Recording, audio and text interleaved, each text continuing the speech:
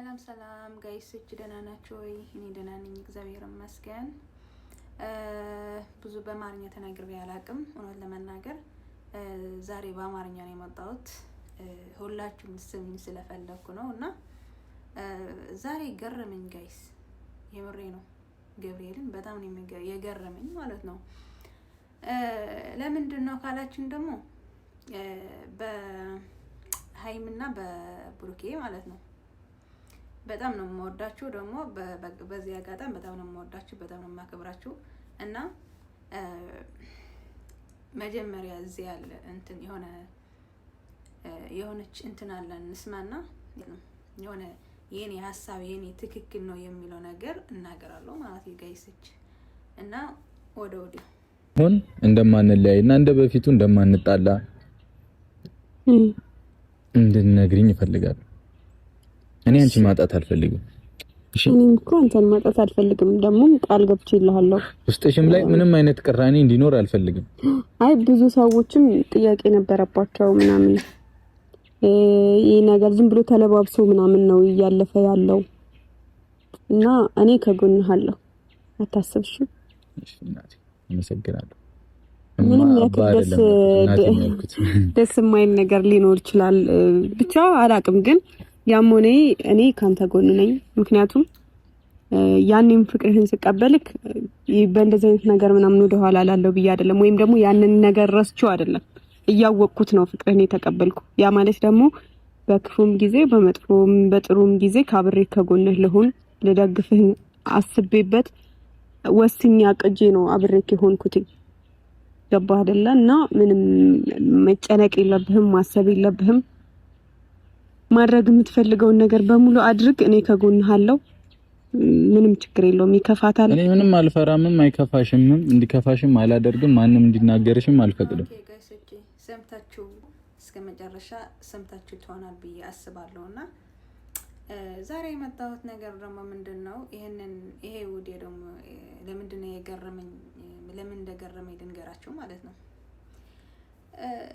የነ ሀይምና የነ ብሩክ ማለት ነው የነሱን መፋቀር ብዙ ሰው ይረብሸዋል። ለምን እንደሆነ አላውቅም፣ ይገርመኛልና እነሱ ተዋደዱ፣ እነሱ ተፋቀሩ።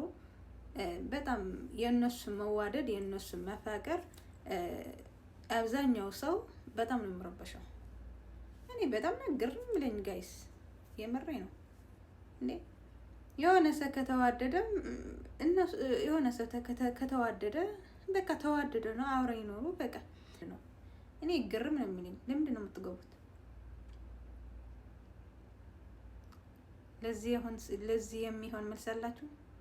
ለምንድን ነው ሁለቱ ፍቅረኛ ካያችሁ ምናምን ልትበጠብጡ ወይ ደግሞ ሰላማችሁ ለምትነሱ ለምንድን ነው ግን? እኔ ግርም ነው የሚለኝ ጋይስ፣ የምሬ ነው እውነት ለመናገር ማለት ነው። እና ምን እንድላችሁ ፈልጌ ነው ብሩኬ እና ሀይሚ በጣም የምወዳቸው በጣም ነው የማከብራቸውና አይ ነገር እንኳን ቢፈጠር የሆነ ነገር ከዚህ በፊት ብዙ ነገር ተፈጥረዋል። ብዙ ሰው ያውቃል ይሄንን ነገር።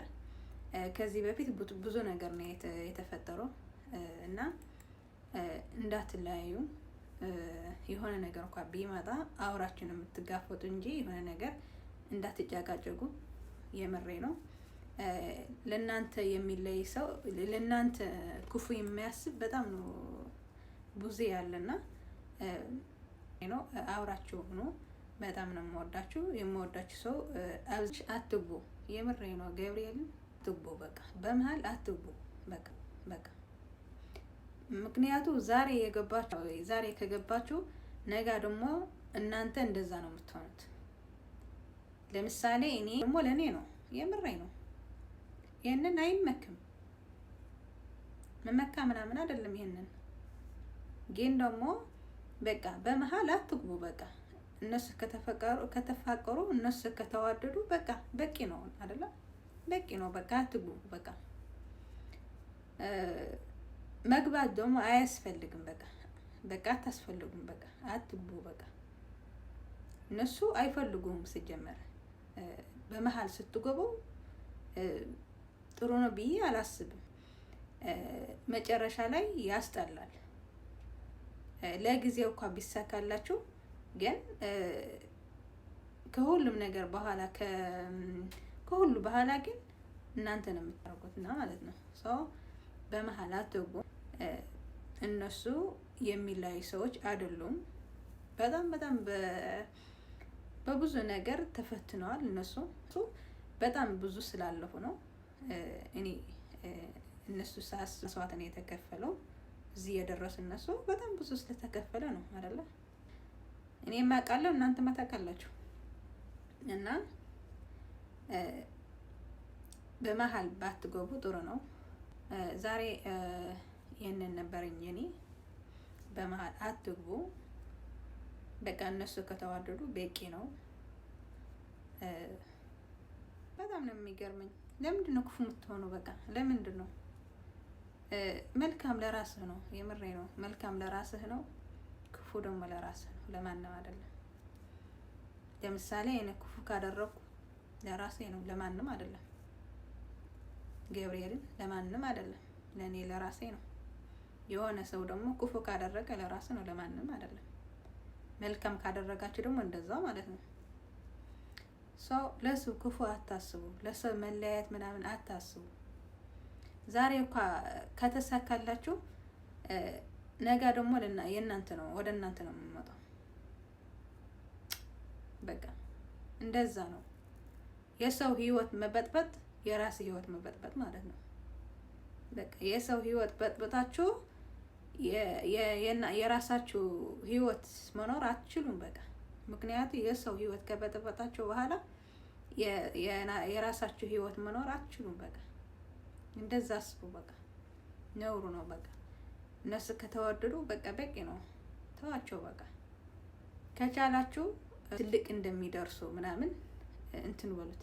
ካልሆነ ግን በቃ ዝም ማለት ነው እንጂ እንትና ክፉ አትሁኑ። ይሄ ነበረ። በነገራችን ላይ ደግሞ ሀይሚ ብሩክ በጣም ነው የምወዳችሁ፣ በጣም ነው የማከብራችሁ። በርቱልኝ። መጨረሻ ከኔ ጋር ስለቆያችሁ በጣም ነው የማመሰግነው፣ በጣም ነው የማከብራችሁ። እና እዚህ ቤት አዲስ የሆናችሁ ደግሞ ሼር፣ ሳብስክራይብ ያላችሁ እለፉ ማለት ነው ጋይሶቼ። ለዛሬ ወዲያ ይህንን ነበር። በሌላ ወዲያ እስከሚመጣ ይመቻችሁ። እወዳችኋለሁ።